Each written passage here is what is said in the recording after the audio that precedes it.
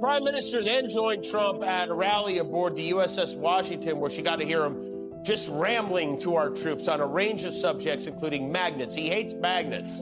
He hates magnets, windmills, and sharks.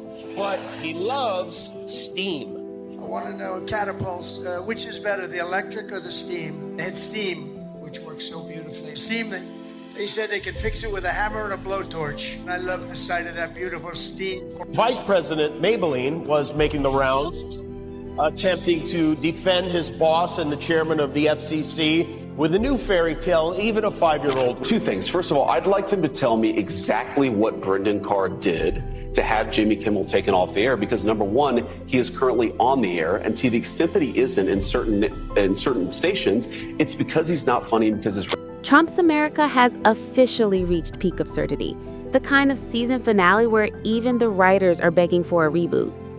JD Vance, once the guy who wrote soulful Rust Belt memoirs, is now Trump's most loyal hype man, smiling through every disaster like he's auditioning for a bad buddy comedy. Then came Jimmy Kimmel, and he didn't just roast them, he surgically dismantled them. You could feel 8 years of pent-up laughter exploding on stage. Trump rambles, Vance nods, and America collectively cringes.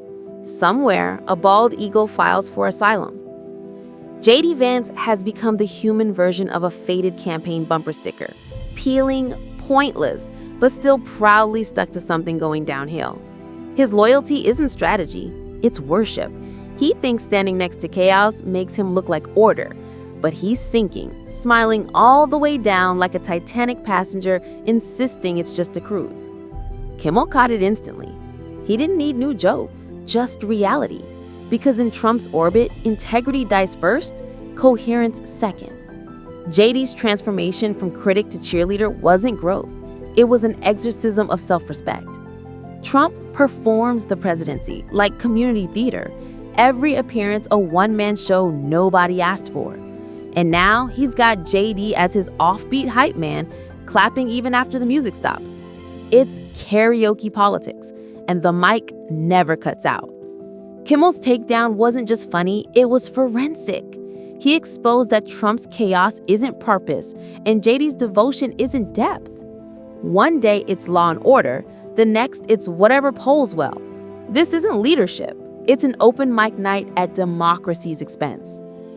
JD once sold himself as the reasonable Republican. Now he's burning marshmallows over the ashes of that bridge. Trump doesn't inspire loyalty, he consumes it. It's not a movement, it's a codependent circus of self-preservation. Every rally feels like deja vu. The flags, the chants, the contradictions. Trump calls it energy, Kimmel calls it reruns. And JD looks like a man who lost an argument with his own reflection. Watching them campaign is like watching a magician and his assistant argue over who gets credit for the rabbit. Trump performs the illusion, JD claps first. Kimmel doesn't even need punchlines anymore. The headlines write them for him. He just holds up the mirror and the reflection does the comedy. Because Trump keeps recycling chaos and calling it charisma. In this theater of delusion, truth is treated like a heckler, something to silence, not confront. But Kimmel laughs where others flinch. He turns absurdity into evidence. His punchlines aren't just jokes. They're autopsies of a political body drained of sincerity. Trump can command a crowd, but not credibility. JD can echo his lines, but can't make them sound real. Kimmel shows that when everything becomes a show, truth becomes the final punchline. Because in Trump's America, laughter isn't just comedy, it's resistance, the only weapon left when logic no longer works.